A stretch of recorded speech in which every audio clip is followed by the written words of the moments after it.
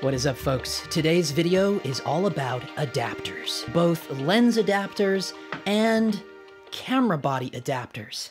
Now, usually you hear that and you go, what is this idiot talking about now? They're the same thing. However, it's really not when you start getting into the rabbit hole of converting your lens to EF and then using a camera that is not a native EF mount body. Okay, this one gets a little wild and crazy, but the stuff I'm going to show you today, the test footage, is revealing all on its own. Now, I did my best to put chapters to this video because I know a lot of people just like to get straight to the point. So I'm going to have timestamps in the play bar or down in the description below so you can jump around if you like. However, I do what I do, and I love explaining to you how I came to this realization. And that realization is the fact that I no longer will be adapting any of my lenses to EF. Now, if my main camera was a native EF mount camera, then I can guarantee this video wouldn't even be happening right now. But since my main camera is this red Komodo, which is a native RF mount, and since all of my lenses are either native EF mount or have been hard converted to EF mount, therefore I have to use this Kippertie EF2RF Cine locking adapter. However, if you've been following me here on the channel or over on my Instagram accounts at KidTech or my company at Dogtimes Productions, then you already know that I've been swimming down the DIY Ivoscope anamorphic rabbit hole. And this is actually what spawned the realization of the dangers of stacking adapters. And I'm going to be sharing some examples today that are pretty revealing, to say the least. Let's start from the beginning. Because of my latest anamorphic endeavors, I have been dangerously obsessing and collecting these little tiny vintage Minolta Records from the 1970s. Now, I will be doing an entire breakdown and a full-on lens buying guide for the Minolta Records, so be sure you're subscribed to the channel if you're interested in that. Now, for those of you that don't know, when using a single focusing anamorphic adapter, such as this Ivoscope, it is crucial that your taking lens can nail infinity focus, because you pull focus off the scope while the taking lens lives at infinity. Now, because I chose to go with the Minolta Records for my first taking lens set, there's no simple conversion for Minolta SR to EF. So I was forced to seek out a solid Minolta to RF adapter. So I think that's why we don't see more Minoltas in our cinematography world, because we generally like to convert our lenses to more versatile and popular mounts, hence EF. So this is where the red Komodo kind of has a new advantage, because the new Canon RF mount is way more versatile than the old EF mount. And in my opinion, it's better that I'm going straight to RF. Let's say I could convert this Minolta lens to EF, right? So I would essentially do a hard conversion. I would just slap another adapter onto this, whether it's a cheap screw-on one or it's a more expensive one, and I screw it directly on. Either way, it's an adapter that you've put over the original mount, okay? And then here is the Kippertie, also an adapter, essentially stacking adapters. This is what I'm talking about today, folks. So in my opinion, it's better to go straight to RF without stacking adapters, because you're shortening the distance between the sensor inside of your camera and that rear element of your taking lens. Now, if you look at one of these, you know, this is the Duclos mount right here. These are very thin mounts, but it doesn't take a lot, folks, to throw your lens off course. So when modding your lenses, what you end up doing is just stacking adapters, which is never a good idea. And not only for a DIY anamorphic setup where your taking lens needs to live at infinity, but also for any circumstances where you're relying on those distance marks on your lens to nail focus. So this is a huge deal if you're working with a first AC. I've come to realize that it's just not wise to put one adapter on my camera body and then another adapter onto my lens. When you do that, you're opening up a whole bag of worms that most people aren't talking about. But before we get into that, we need to talk about the different brands of lens adapters, because this is also where we get into a whole nother pickle. And I found some really interesting results when comparing two different types of Minolta to RF adapters. This PhotoDiox Pro versus the creme de la creme, the NovoFlex. And I do have some pretty badass body caps I put on here, so we'll just pop these off real quick. That's just a Mutiny IO sticker on a plastic Minolta cap. This is a really cool one I found. This is a all-metal body cap, old vintage Minolta mount. Now, the NovoFlex costs around $263, $268, while the PhotoDiox Pro is only 80 bucks. Also, because it is a special order straight from Germany, the NovoFlex takes almost 2 full months to arrive. Now, one plus side of the PhotoDiox Pro adapter is that it actually has a little support foot. The downside to that is, for whatever ungodly reason, they decided to put the 1/4-20 on the bottom way off center. I don't know why the hell it was designed like that. Nothing too pro about that, in my opinion. It's possible to still utilize the support foot, but it will take some MacGyvering to figure it out, and it is not going to be pretty. On the other hand, the NovoFlex has no support foot, which, while perusing their website, is actually, it was very concerning to me. But because of NovoFlex doing their hard advertising about how their mounts are super secure, they're the best, hence the name NovoFlex. However, when it arrived at my door, as you can see from this shitty cell phone footage, the mount has a lot of play when connected to the camera, as well as the lens itself wiggles on this $260 mount as well. So that was pretty highly disappointing. However, the NovoFlex totally redeemed itself when I did the infinity focus test. So if we pixel peep in these grabs right here, you can see where the NovoFlex definitely is sharper at full infinity. You gotta look really far back in there in that landscape shot. Here we'll punch in, and also, I would like to point out that to my eye, the NovoFlex just seems to be retaining more detail overall. In fact, with this NovoFlex adapter, all of my vintage Minoltas could achieve infinity at their true infinity marks. That's pretty impressive considering those lenses are from the 70s. Another thing I noticed when comparing the two adapters is that the NovoFlex seems to be letting in a little more light, almost a third of a stop. It's certainly noticeable side by side in this little shitty crappy shot here, but if we look at it in Resolve, the scopes definitely show a little bit higher exposure on the NovoFlex. So my little brain has no idea how it's achieving that, but at the end of the day, it is. Now, another common issue with lens adapters is reflections, inner reflections from whatever kind of coatings they have on the inside. Both the PhotoDiox Pro and this NovoFlex are really good in that regard. I didn't experience any reflections in any of the tests that I performed. Now, because of the way I mount my Iviscope with the new 15mm lightweight rod support system, it's not really a deal breaker that the taking lens will have some wiggle in the mount when using the NovoFlex. However, that would be a very big issue if I was connecting the scope directly to the taking lens. Now, there is also a Metabones Minolta 2 RF adapter, and it also has a support foot.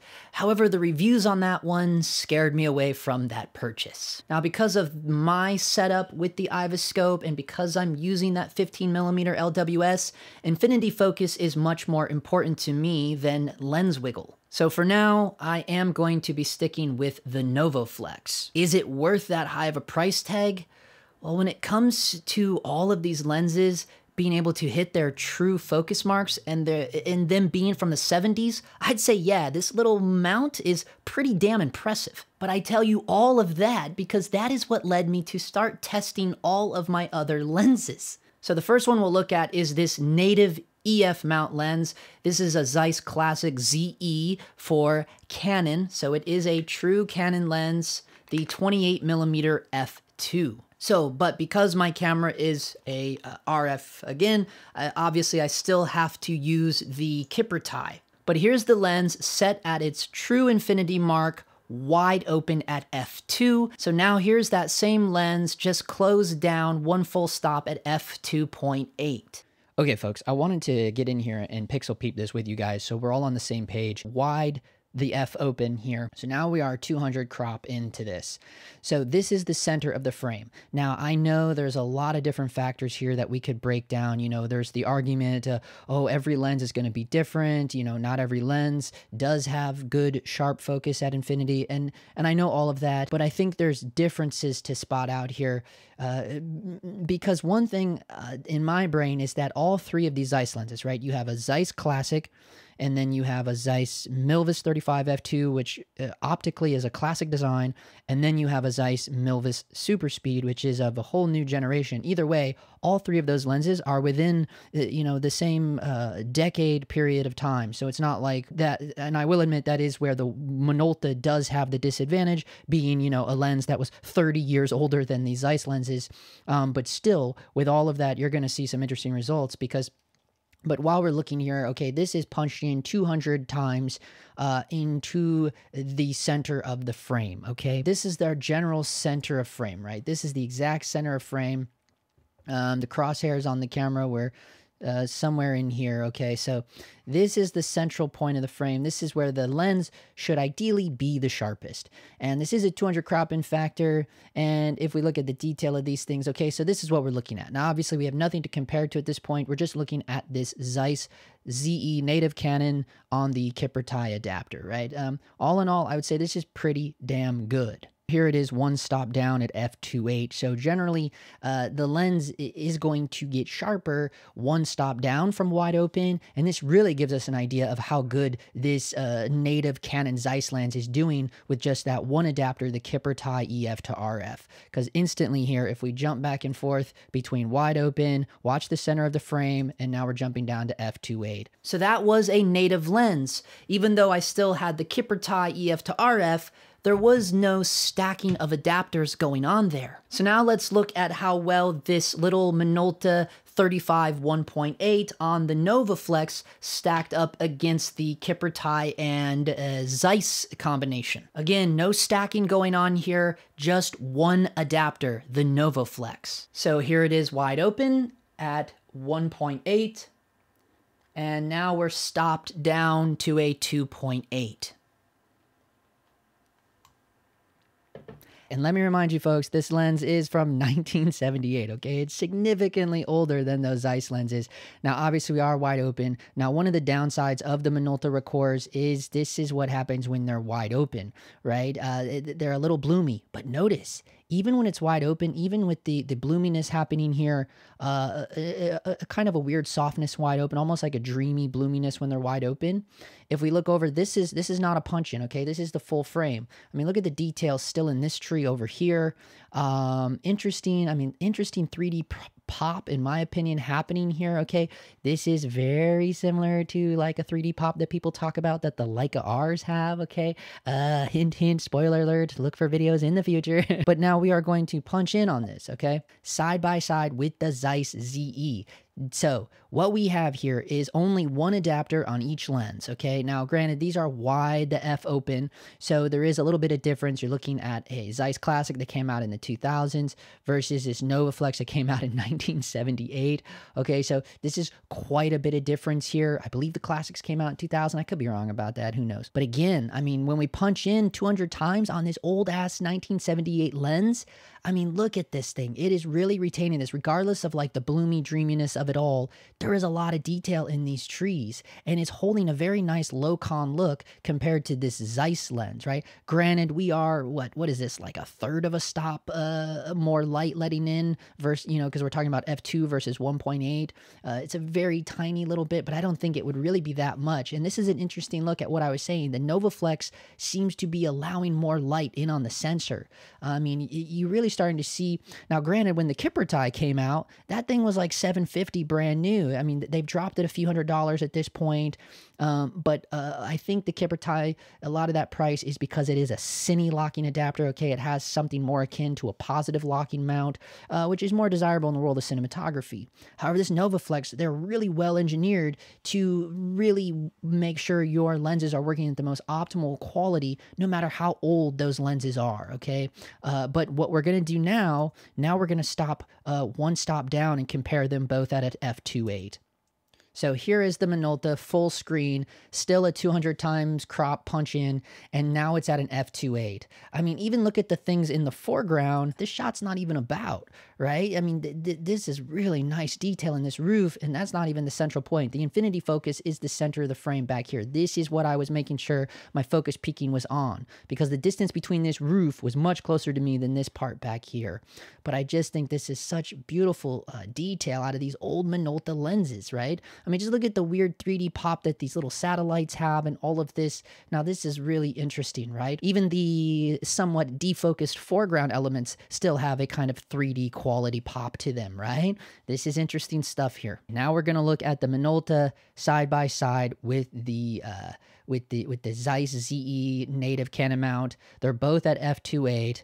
And now it's more of a fair game. Look how well this old ass Minolta lens is holding it down next to this Zeiss lens, right? I mean, this is insane. Now, granted, the Record is punched in a little more because this is a 35 versus a 28 mil, okay?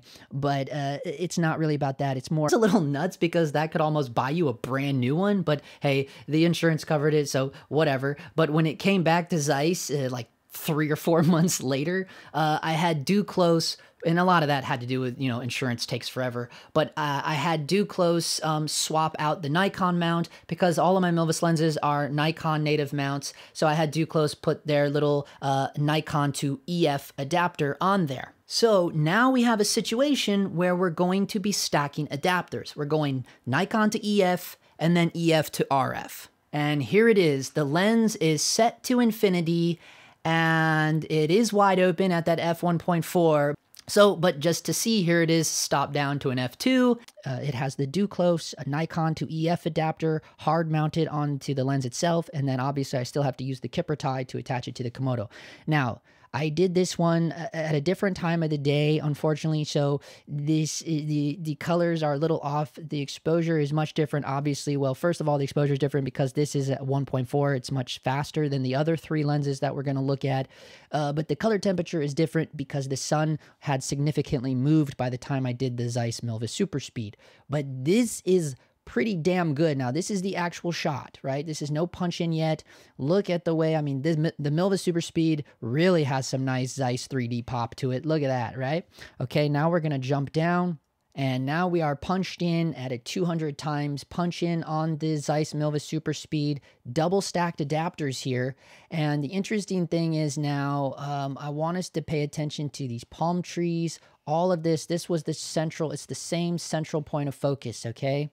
And now here we are, one stop down on the Zeiss Super Speed, sitting at an f2, and I gotta say, this thing is pretty damn sweet, man. I mean, this is just, I mean, this lens is phenomenal, right? Not only are we actually focusing to infinity with both those adapters on there, but I mean, just look at this amazing detail across. I mean, this is a fine performer. Now, granted, this is one stop down, but this is an f2. And this, honestly, folks, when I'm using my Milvus Super Speeds, I always live on a f2. And this is really why. Not only because, you know, I work with small crews with limited resources and, you know, we're always fighting for light, but honestly, this is optimal performance. I say, and I tell you this, you are not going to get any lens in the indie filmmaking budget that will perform like these Milvuses. Not the DZO Vespids, in my opinion, not the McKays or Mikays or whatever they're called. None of those lenses can shake a stick at the quality of these Zeiss Milvus. One of the things I will say, those SLR Magic APO Hyper Primes, those are nice lenses. They have interesting quality, but you are not going to get optimal results like this, not even with a so-called quote-unquote APO lens, okay? The Zeiss are top of the line, folks. And now things get really interesting because now we stop down to an f2.8. Now, this is 2 full stops from ripped wide open. I did not do this with the other lenses, unfortunately, but I mainly did it with this lens because I wanted to put it at 2.8, so to match when we look at the others when they were at 1 stop down at 2.8. So unfortunately, you know, the Zeiss Milvus has another advantage, not only being the newest badass lens, but also, you know, when you go 2 full stops from wide open, now you tend to get even sharper, right? So it's almost unfair to do this, but again, it's more, we're not really comparing the lenses in terms of sharpness. We're more about comparing the adapter to see if there's a difference when we stack adapters. And in my opinion, when looking at this, you know, I gotta say the Duclos adapter is really quite impressive, honestly. It really is. But now I need to point out to you guys the Zeiss Milvus lenses, the super speeds and the new 18 mil, they will trip you up, okay? Because the Zeiss Milvus on them, they actually have two different infinity marks, okay? And I read somewhere that the reason that Zeiss did this is, you know, because if you guys know about the Milvus lenses, they are weather sealed, so they can fight the elements or somewhat protect themselves against the elements. So to my understanding, this may be BS, but to my understanding is that they put two different hard stops on there for infinity. So in case, depending on what different extreme temperatures you may find yourself in, you know, the elements sometimes tend to expand in all of this. So I don't know how much validity is in that. I just found that online somewhere. But I will say, do not let the Milvus lenses trip you up. Now, the interesting thing is the 35 f2 does not have double infinity marks. So and it's probably because that lens is it's the same optical design from its classic older brother, okay? So the 35 f2 Milvus, that's the same glass that was carried over from the ZF2 ZE lines, okay? But all the new recipe, that means all the Milvus super speeds and the 18 mil f2.8, those are all the brand new formula. They have a hard stop on the lens, which actually is not true infinity. Okay, that's just there to compensate for the expansion of the elements depending on weather temperatures. So always know true infinity on a lens is the middle of the infinity circles, okay? Right in the middle where they meet there, that is your actual true infinity mark. So always be aware of that. I was confused on the Milvuses because it has the little line. So you're like, well, what's this line here for? And so I guess to my understanding, it's for in case of those extreme temperature conditions. I don't know how true that is, but either way, this is at its true infinity mark. So not at the hard stop mark, okay? It's really not compared to the other. I mean, even compared to the Minolta, it's not improving at all. Okay, so now this one's really cool. All four of the lenses here side by side, they're all ripped wide open. Again, over here is our weird color one because the sun had significantly moved. So please don't don't let the colors throw you off, okay? We're really just looking at the center focal point of all four of these lenses. Now the 28 mil is a little backed off because, you know, these are 335s and then a 28, so you have to understand that as well. But really look at this, folks. Look at the detail. They're all ripped wide open. Honestly, to me, the Novaflex Minolta is the winner. I mean, just look at the way it's retaining the detail. It has that weird bloomy softness. It almost looks like there's like a pearlescent filter on the lens or something. But again, that's the quality of a lens from 1978, okay? Plus, this is just the look of Minolta Records when they're ripped wide open. The native Canon Zeiss with the Kipper tie is probably coming in second place. I would put the Duclos Kipper tie in third place. He's struggling a little bit there, you know, because, and how I know that, I'm mainly just going off of the bushes. Like, this detail is pretty, I mean, even though this has like a soft look to it, to this old lens, there's still more detail in these bushes versus what this Zeiss Duclos plus Kipper tie combo is doing, right? And our Simod, unfortunately, is coming in last. I mean, that is just really... nothing good is happening on this one at all. But honestly, I'm looking at this and still to my eye, these single adapters are pulling through here. They really are. You know, when looking at the Duclos on its own, I thought, wow, it's really doing quite well. But now looking at it next to this Zeiss and this Minolta, who only have one adapter between the lens and the sensor, I think it's doing a little better. Again, this is apples and oranges here. Also, it's probably not helping that this thing, you know, it's 1.4 versus 1.8 here versus f2 here. Okay, but let's keep going. Okay, so now I've stopped them all one full stop down. The super speed is obviously going to have an advantage here because, you know, it's a 2 versus all of these being at f2.8, but usually the lens will perform much better at one full stop down versus wide open. And other than the exposure difference here, we are seeing some nice, man. I think this Minolta and Novaflex are holding it down pretty well next to this Duclos and Kipper tie combo. But the exposure is kind of messing with the eyeballs a little bit. But I think overall, this 1978 lens with the NovaFlex has got some really nice results out of it. It's a little harder to tell on this one because it is a little bit further away than our others. And that's just because it's a 28 millimeter, but it does look like it's retaining a lot of that detail very well, especially when we look at these two together. Meanwhile, the Simod and Kipper tie combo is hurting pretty badly, right? It's hurting pretty bad, especially when we compare this Milvus to this Milvus. Okay, so now they're all at the same exact f-stop. Granted, the Zeiss Super Speed may be at a little bit of a leg up because now we're 2 full stops of it down while these other guys are only 1 full stop down. Either way, they're all here. Again, the sun was hitting this one at a different time of a day, but now certainly the Duclos Kipper tie combo is winning. I would say the native Canon Zeiss is certainly, you know, holding it down now, where now our Minolta may be coming in 3rd place. But again, this is an old-ass lens, and this poor little Simod Kipper tie combo never could achieve infinity focus. It just could not make it happen. So really, I guess it was instances like this right here that was really, you know, forcing me to take a look at this whole stacking adapters thing, where I was just like, I don't know about this, man. Okay, and now just to mix it up a little bit, this here is the old school Tokina Angenieux 28-70 f2.6 zoom lens, the first generation of that Tokina lens, supposedly inspired by the Angenieux design. So this is the full shot before we punch in. So what's happening here is I am stacking adapters. That Tokina lens, I never hard converted it, so it is still a native Nikon mount. It has, right now, this adapter that I put on the back of it is an earth adapter, URTH, okay? And then with that earth adapter, I'm able to connect it to the Kipper tie. So we're going to punch in 200% and see what this one looks like.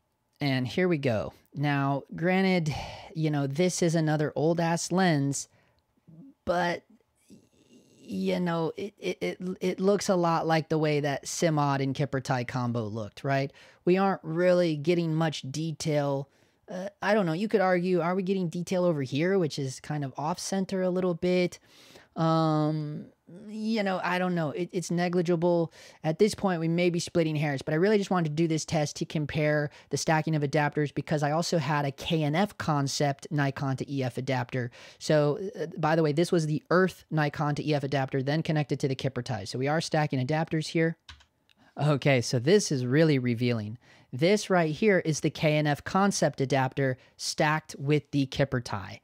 And this is a prime example of the adapter stacking, right? Because this was one of the examples where I could take one lens and stack the adapter. So this is the KNF concept versus the Earth adapter. Wow, that is a huge difference right there, folks. It looks like I changed the, you know, the tripod got bumped a little bit when I swapped adapters there. But, you know, either way, it was at infinity focus.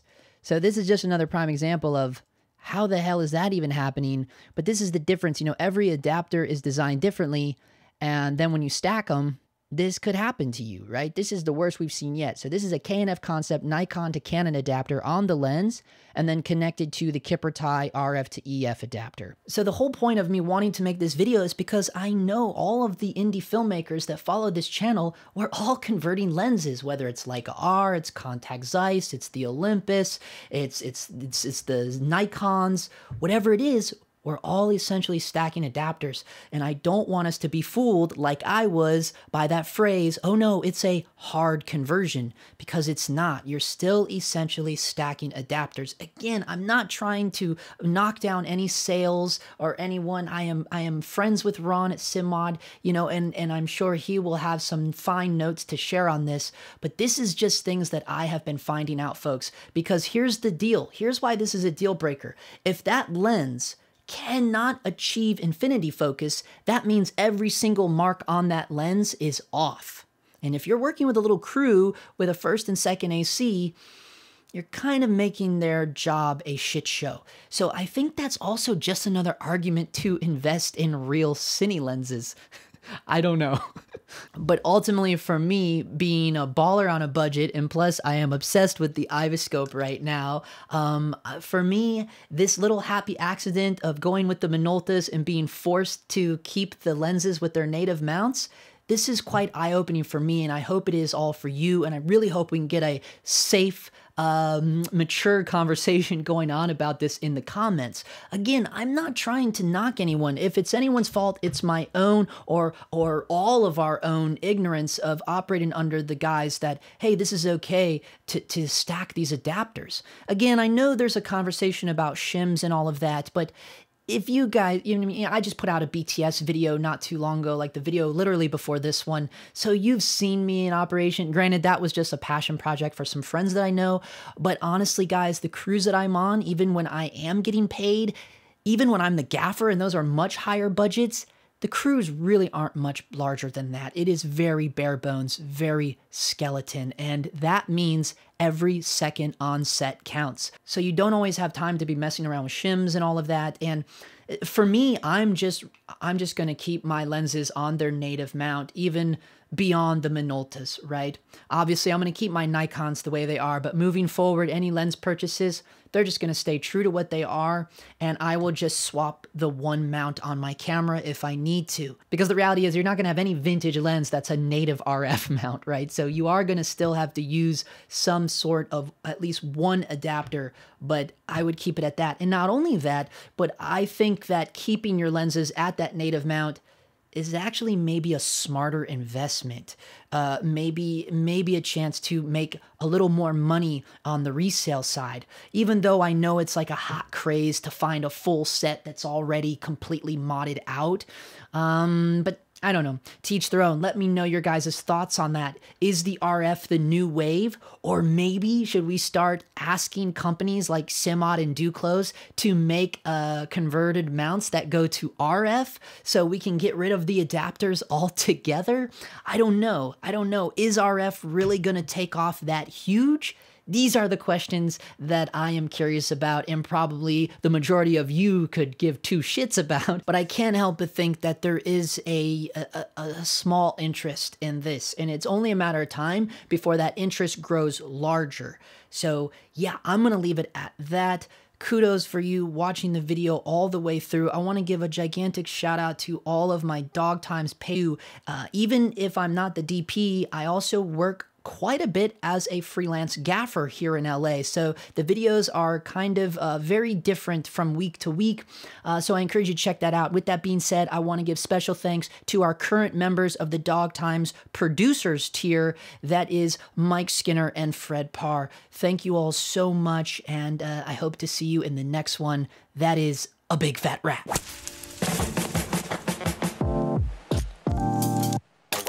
All right.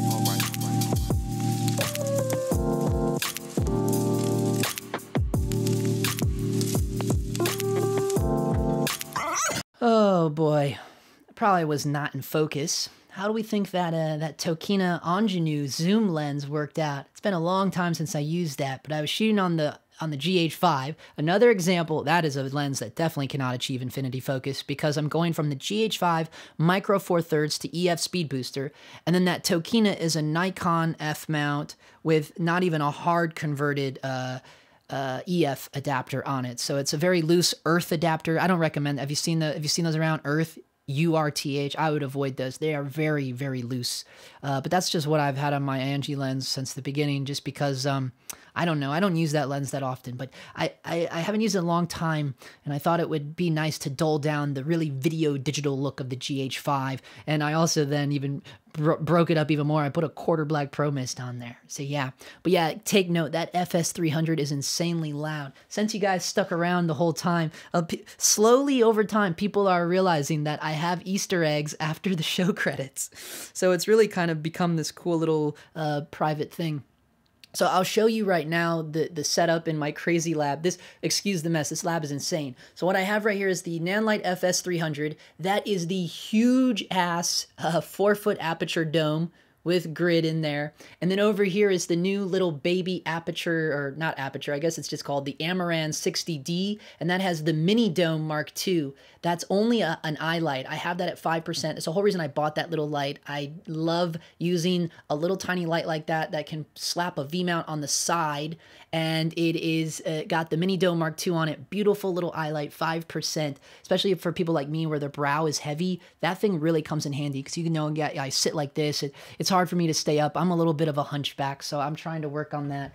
Back here, I'll show you, we have the Godox S30 with the projector spotlight mount.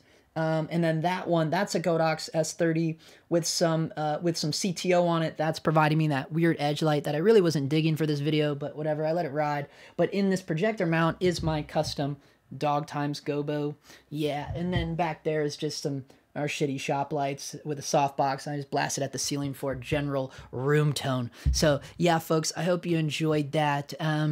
Yeah, if you are digging the Minolta stuff, man, I have an awesome little short film I directed and shot. It's going to be dropped very, very soon. Just waiting to get the audio back on it. I got to finish the grade on it. And I hope you guys enjoyed it as much as we enjoyed working on it. Shot all on the Komodo, Minolta Records, and the Iviscope.